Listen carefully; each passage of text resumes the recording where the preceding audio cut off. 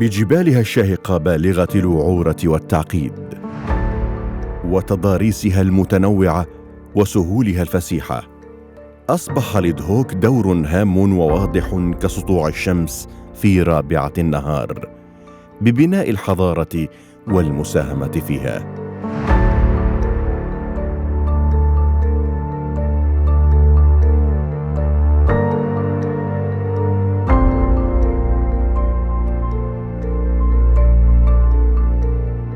الثانية عشرة ظهرا، درجة الحرارة تشير إلى 23 درجة مئوية. نحن الآن فوق جبل زاوة الذي يرتفع عن مستوى سطح البحر 1065 مترا. نستعد في فيلم وثائقي إلى توثيق واحد من أبرز المعالم التاريخية في هذه المدينة. لا تذهبوا بعيدا.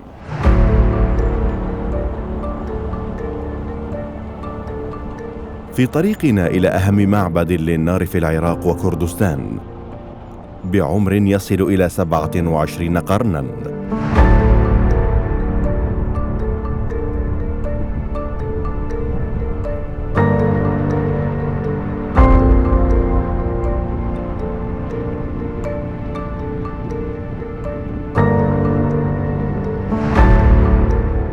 بعد قطع 15 كيلومترا من قمة جبل زاوة إلى مضيق دهوك المنحصر بين جبل فرعون والجبل الأبيض المعروف بالشدا، والذي يرتفع عن مستوى سطح البحر ب750 مترا.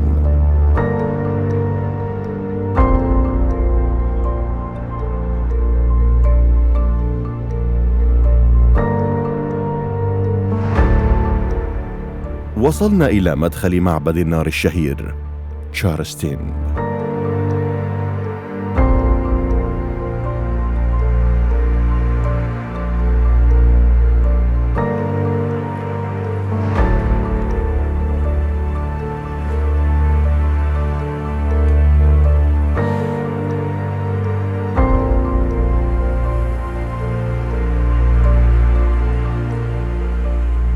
عند قطع بداية السلالم نصبان مصنوعان حديثا. يعود الأول إلى الملك الميدي كي أخسار الذي وحد كردستان وحكمها قبل أكثر من 2600 سنة.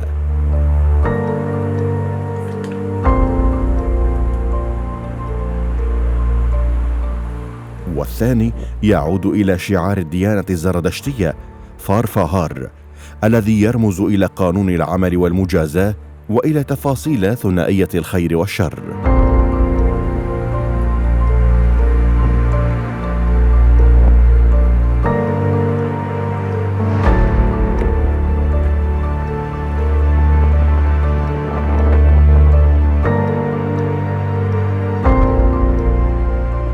تطأ أقدامنا آثار معبد تشارستين التي تمتد إلى 2700 سنة.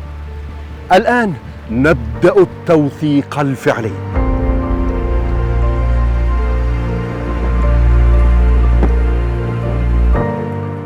وثقنا هذا الفيلم في فصل الخريف حيث الطقس متذبذب.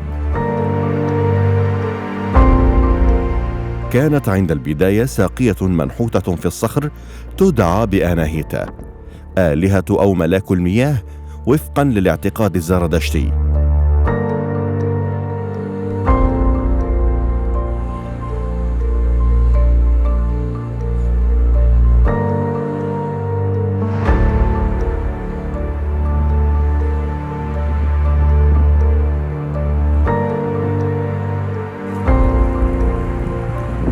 شاءت الأقدار أن أوثق أول حبات للمطر في هذا الموسم وأنا قرب ساقية أناهيتا.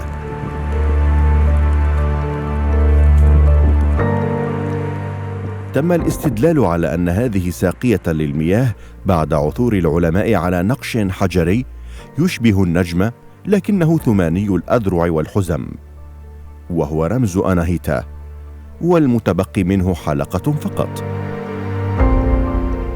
وتقع هذه الساقية عند سور بحجارة مرصوفة.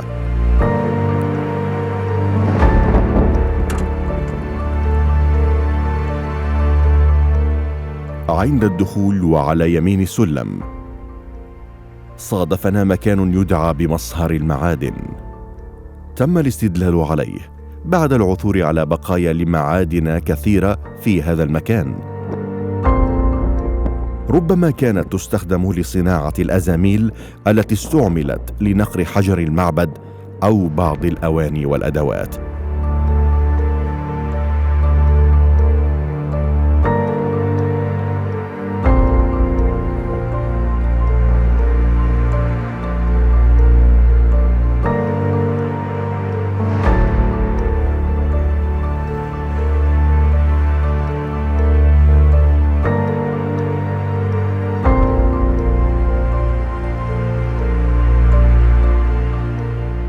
قد تطفئ الأمطار المتساقطة النار المشتعلة منذ مئات السنين، إلا أنها لن تمحي ذكرى المعابد النار المفتوحة في معبد تشارستين.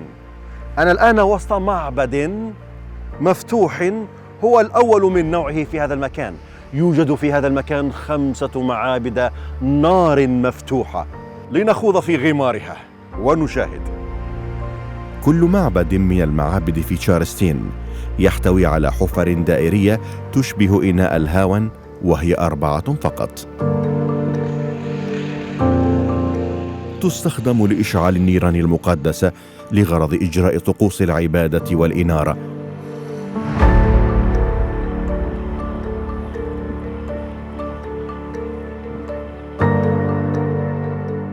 المعبد مستطيل الشكل بأبعاد 5 و9 أمتار. يضم المعبد كومة تراب بقطر نصف متر وارتفاع 40 سنتيمترا.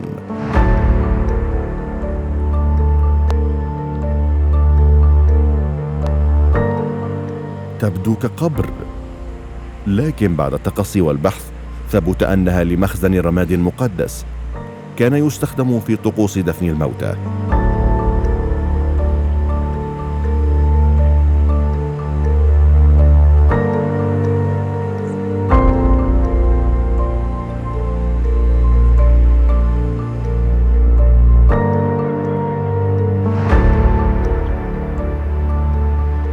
المعابد المفتوحة هي عبارة عن أرض بمساحة معينة نقرت بأبعاد مختلفة.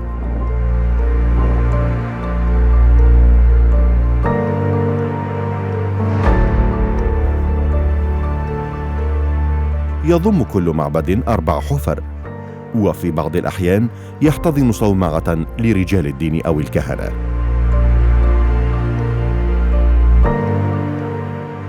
أنا الآن بالقرب من 5 معبد مفتوح، لكنه مختلف، يحتوي على صومعة.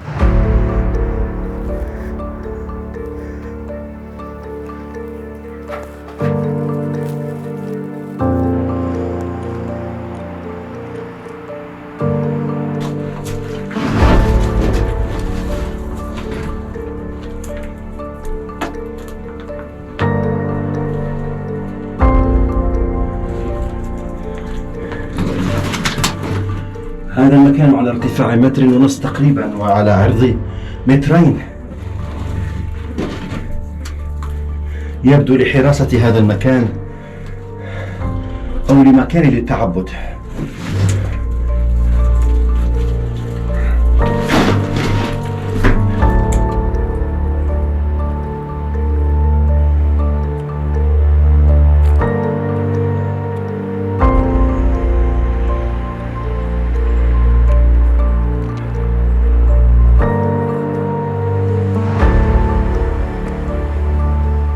نشاهد أخاديد على أرضية أو جانب كل معبد.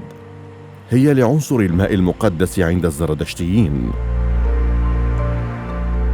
تعتبر من أقدم المعابد الزرادشتية، حيث آنذاك الناس كانوا يعتقدون، أو الزرادشتيين كانوا يعتقدون أنه لا يمكن أن يعبد الله في مكان مغلق، فكانوا يختارون مكان مرتفع ومفتوح فقط فيه مشاعل للنار وفيها مواقد وفيها مخزن للرماد المقدس. وهذا النوع انتشر في المنطقة خلال يعني القرن السابع والسادس قبل الميلاد.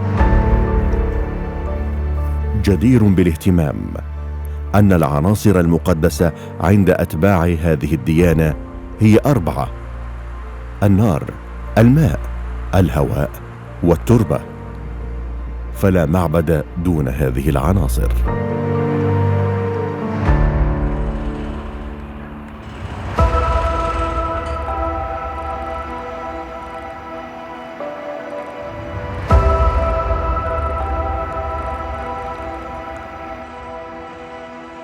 في طريقنا إلى الطرف الجنوبي من معبد تشارستين، حيث المكان الذي كان يصنع فيه شراب هاومة المقدس، الذي يرتبط وثيقا بمراسم تشييع الموتى عند الزردشتيين.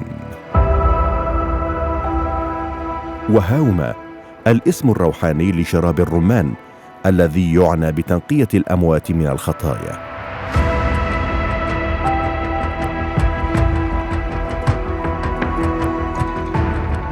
في هذا الوثائقي بالتحديد سأتحدث عن قصة هذه المعصرة وعصير الرمان المقدس وما علاقته بالأموات الذين سيغادرون هذا العالم لكي يذهبوا إلى عالم الآخرة بسلام.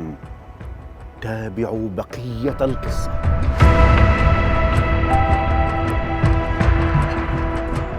أردنا أن نعيش طقسا مضى على استخدام أدواته 2700 سنة. عصرنا الرمان في التحضير لطقس الموتى.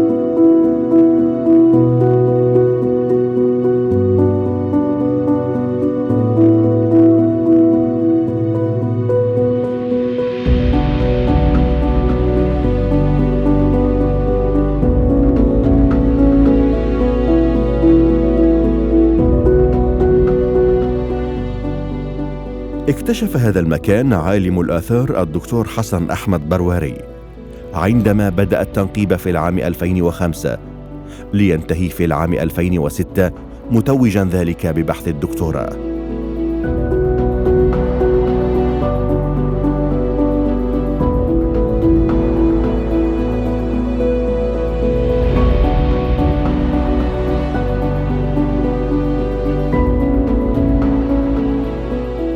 لا يعني هذا أن المكان لم يعرف في السابق، لا، بل أن من صنفه وفقا لمعابد وصوامع وتخمات وموقع أثري زردشتي متكامل من خلال التنقيب فيه على مدى 2 هو برواري. وأعلنت النتائج في المؤتمر الأول المخصص للتنقيبات الأثرية في موقع تشارستين في العام 2006.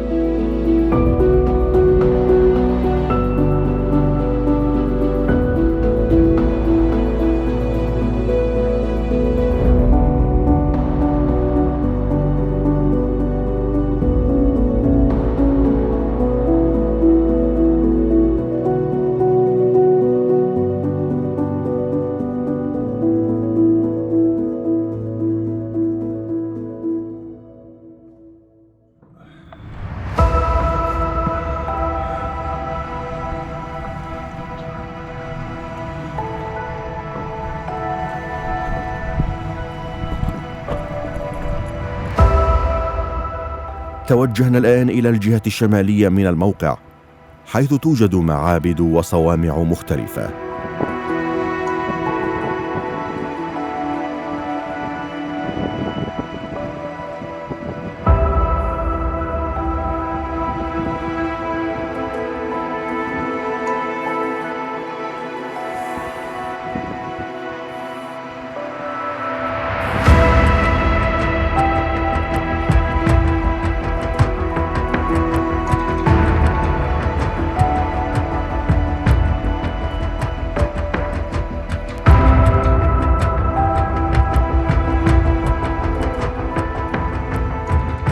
تجولت في الموقع الذي يضم قناة ماء أناهيتا ومعبدين مبنيين وتخمة الموت أو برج الصمت.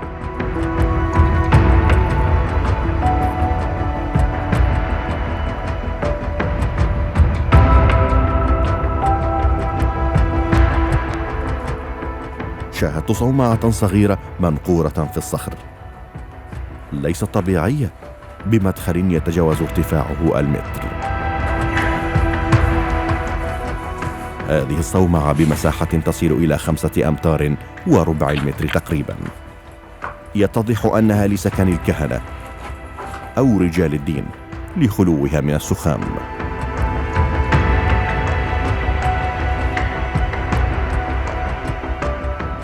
توجهت إلى أولى المعابد المبنية، وهو معبد أناهيتا.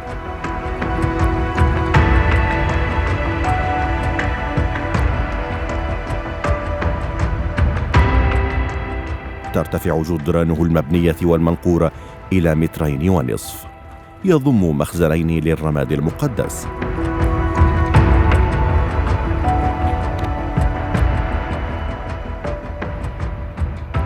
يجاوره معبد المواقد ال4 المبني أيضا بالحجارة الكبيرة التي يصل وزن بعضها إلى 200 كيلوغرام تقريبا. يفسر بناء المعابد بأحجار ثقيلة حتى لا تنهار ولكي تحد من انجراف التربة. المعابد المبنية في الفترات اللاحقة أيضا صار هناك تطور في بناء المعابد أو تصميم المعابد القديمة، فبنوا معبدين بالحجر والنورة، والمعبدين يختلفان بعضه عن البعض الآخر، حيث يوجد في معبد واحد 4 مواقد للنار وأيضا مخازن لخزن الرماد المقدس. أما في المعبد الآخر فيوجد فيها مخازن لخزن الرماد المقدس، وفيها دكاك أو 4 سلالم تؤدي إلى القمة. توجهت الآن إلى أكبر صومعة في المكان، مخصصة للكهنة، وهي ما قبل نفق المعبد الرئيس، وهي أجمل واحدة في عموم موقع تشارلستين. مدخلها ب4 درجات سلم،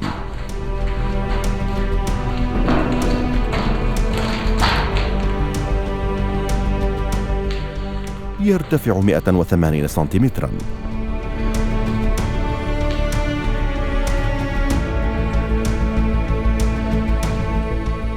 نقر المكان ضمن كتلة صخرية كبيرة الحجم.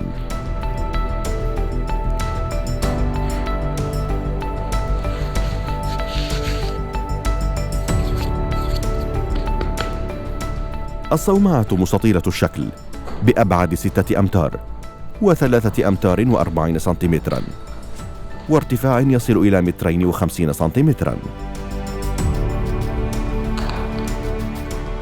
غرف منحوتة في الصخر تمتد إلى 2700 سنة.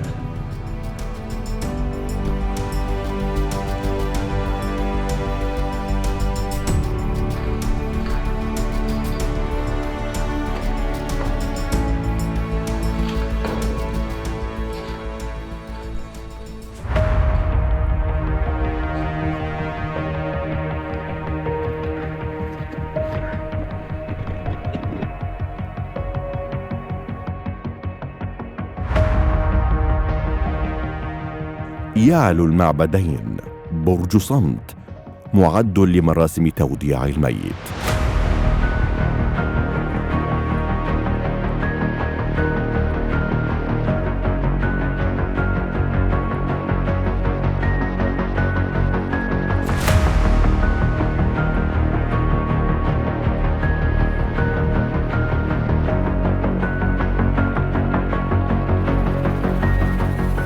على يميني صومعة مفتوحة أو تخمة.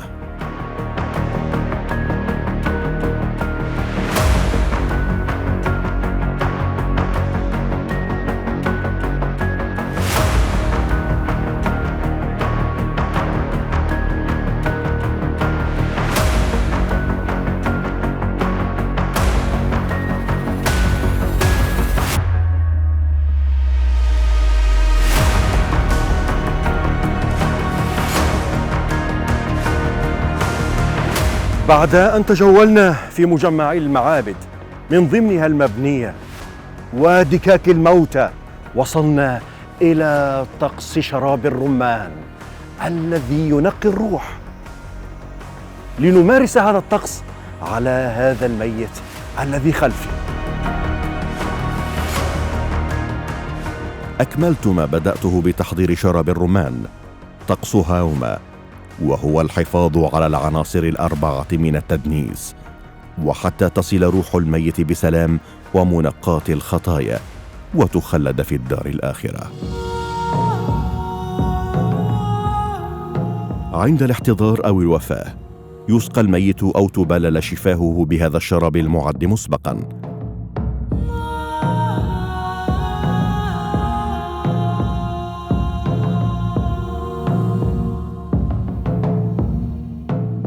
ويترك الجسد عرضة للشمس والطيور الجارحة حتى يبقى عظاما فقط لتجف بعدها، وهي مرحلة من تطهير الجسد بعد الموت.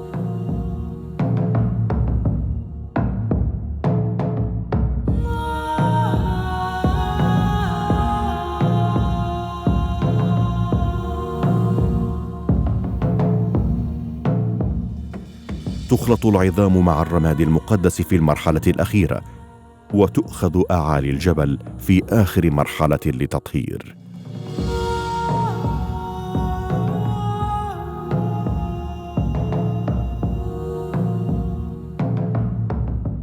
شاعت طقوس وضع الموتى على هذه الأبراج في العصر الأخميني، وعلى قمة الجبل بني المكان من الطوب والحجارة. وثقنا هذا الشيء بطائرتنا المسيرة نظرا لوعورة الجبل.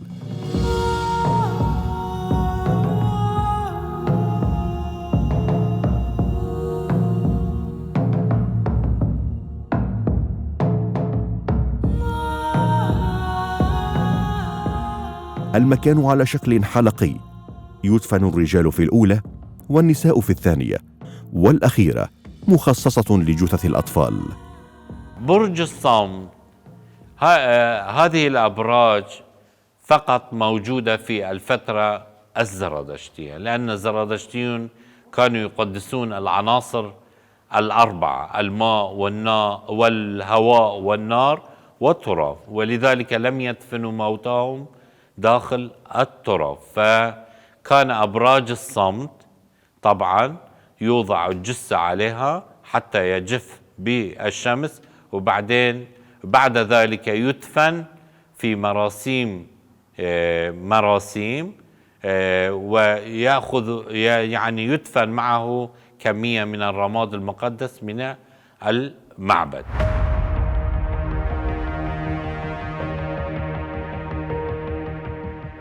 طريقنا الآن إلى المعبد الأخير والرئيس في كافة الموقع. كان لابد لنا أن نقطع نفقا للوصول إليه. نقر النفق كان تحصيلا حاصلا، كون الطريق إلى المعبد بدونه مستحيلا.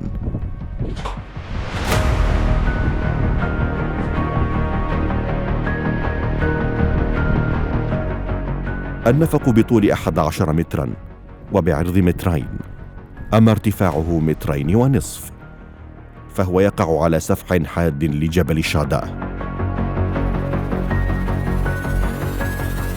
قطعت نفقا يؤدي إلى المعبد الرئيس الذي سمي هذا المكان على اسمه، معبد تشارستين 4 أعمدة. وصلنا إليه لنشاهده عن كثب.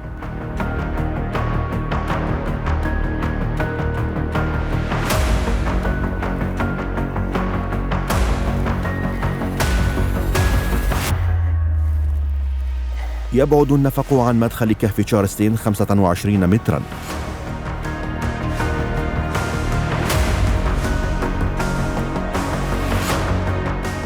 وقبل الدخول إلى المعبد شاهدت رموزا أثارت الانتباه. كان أولها مخفي خلف النباتات المتدلية من أعلى الجبل. الأول يعود للمعبود القمر، وهو منحوتة تعود لهلال تشبه القارب. يعتقد العراقيون القدماء بأن الهلال كالقارب يحمل معبود القمر عبر السماوات. الرمز الثاني يعود للمعبودة أناهيتا آلهة الماء، النجمة ذات الحزم الثمانية. الثالث هو رمز معبود الشمس ميثرا، ورمزه الصليب، وعرف عند العراقيين القدماء ما قبل التاريخ، وهو ما يعرف اليوم بالصليب المالطي. قبل الدخول إلى المعبد الرئيسي معبد تشورستون، نقش على الصخر رموز عديدة يأتي في المرتبة الأولى، حيث نقش بشكل أكبر رمز الهلال المرتبط أيضا باسم دهوك القديم، حيث كان يسمى دهوك الداصن. داصن هي كلمة سومرية تعني دينجر صن، يعني إله معبود القمر. ولذلك نرى أيضا في المنحوتات الأخرى في التابعة لمنطقة الدهوك أيضا يأتي في المرتبة الأولى معبود أو رمز معبود القمر.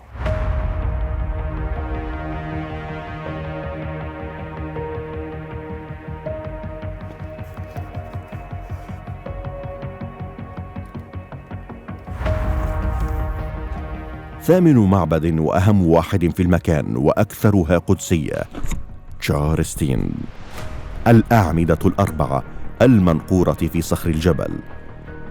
المكان يقع في أعلى نقطة من سفح الجبل في الجهة الشمالية. هو قاعة كبيرة بمساحة تصل إلى 151 مترا مربعا، يحتضن في وسطه مصطبة نقرت أيضا في أرضيته بأبعاد 470 سنتيمترا لكل ضلع، ترتفع عن أرضية المعبد 80 سنتيمترا. انتصبت 4 أعمدة منقورة فوق المصطبة متباينة الأحجام، هدم 2 منها مع واجهة المعبد جراء القصف والأعمال الحربية في العام 1962، وتم ترميمها.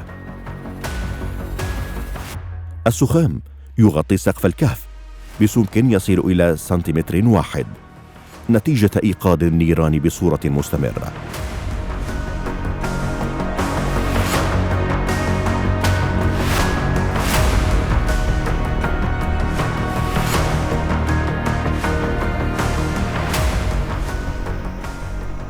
لا معبد دون المياه المقدسة، فقناة ماء تحيط المعبد تبدأ من الزاوية الشمالية لتنتهي عند الزاوية الغربية. طول هذه القناة 38 مترا.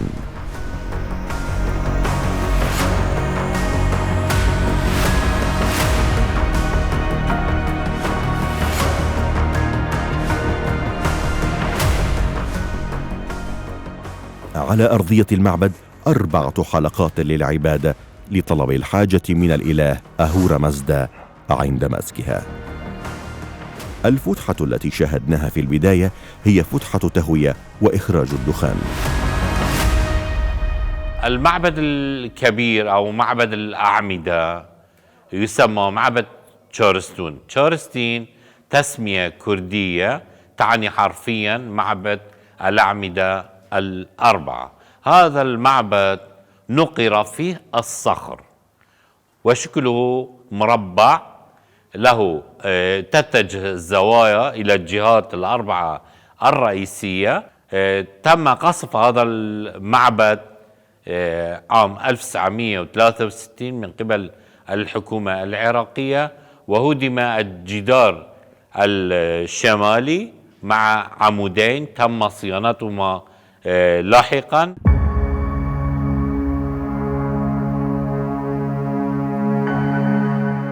كان في انتظارنا قرب مدخل النفق عالم الآثار حسن برواري للذهاب إلى رحلة أعلى جبل الشادة لتوثيق صومعة ارتبطت بأبي بكر الأيوبي فترة حكم القائد الكردي صلاح الدين الأيوبي.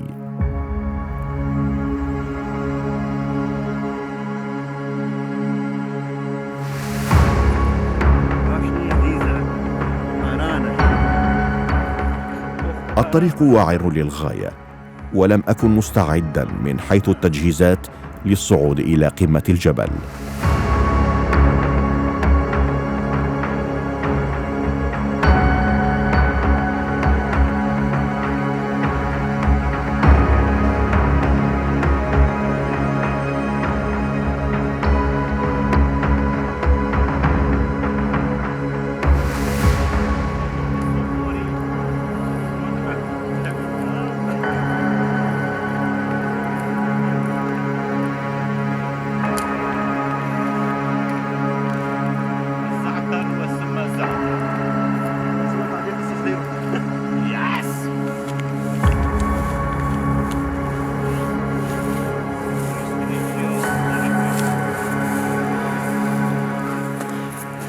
تعبت كثيرا ما عدا الفريق الذي حث الخطى أمامي.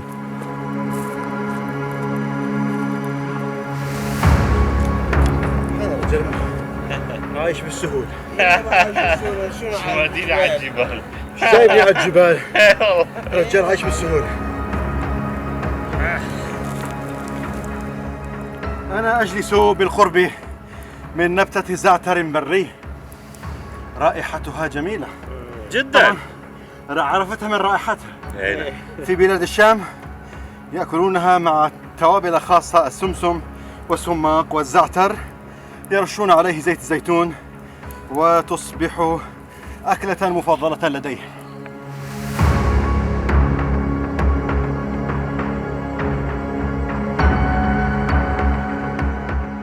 الكرد موطنهم الأصلي قمم الجبال، فلا عجب من ذلك.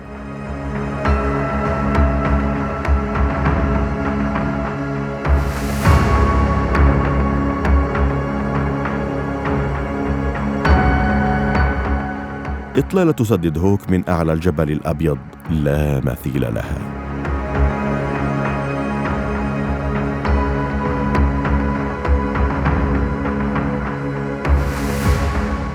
كذلك يقابلني جبل فرعون الذي وجدت فيه آثار مصرية، وتفسير ذلك أن قرابة نسب حدثت بين ملوك الميديين والفراعنة في تلك العصور أدت إلى تبادل الهدايا، كان من ضمنها تماثيل الآلهة المصرية.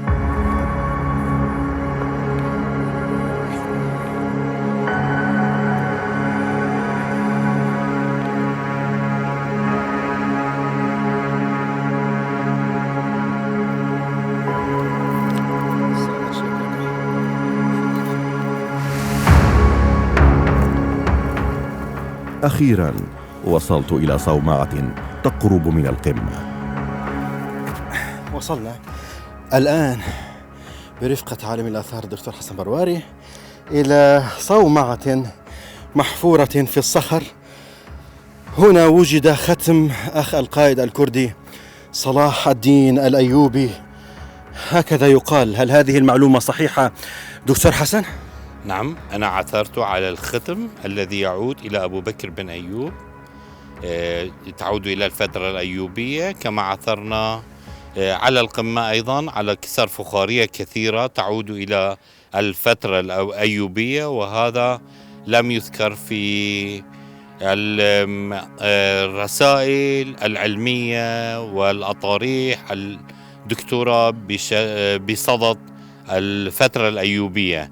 نعم، عثرنا على هذه الأدلة، وهذا يدل على أن في الفترة الأيوبية أيضا كانت دهوك عامرة وكانوا يحكمون هنا في دهوك. مشاهدينا، أحاول أدخل هذا المكان إذا استطاع، بس أشوف ماذا في داخله، أرى ماذا في داخله. أشجار تين في المدخل. الكهف تقريبا على عرض 4 إلى 5 أمتار تقريبا. لم أستطع الدخول بسبب هذه الأشواك والأشجار، وربما تكون هناك بعض الحيوانات الضارة كالأفاعي أو العقارب. لا أكمل إلى هذا الحد.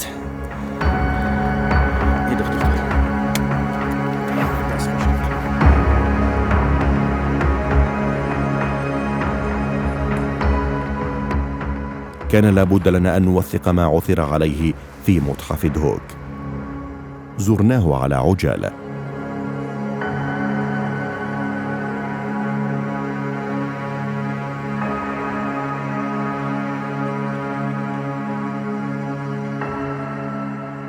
أنا الآن بالقرب من الختم والمسكوكة اللذين عثر عليهما في صومعة أعلى معبد تشورستن على جبل شادو. الختم والمسكوكة عثر عليهما بعمر يتراوح إلى 840 عاما من الآن إلى الفترة الأيوبية. يقال أنها تعود لأخي القائد الكردي صلاح الدين الأيوبي أبي بكر الأيوبي. كان المتحف جميلا يضم مقتنيات تاريخية تمتد إلى آلاف السنين، عاصرت فترات وعصورا قديمة، عاشت ضمن هذا العرين.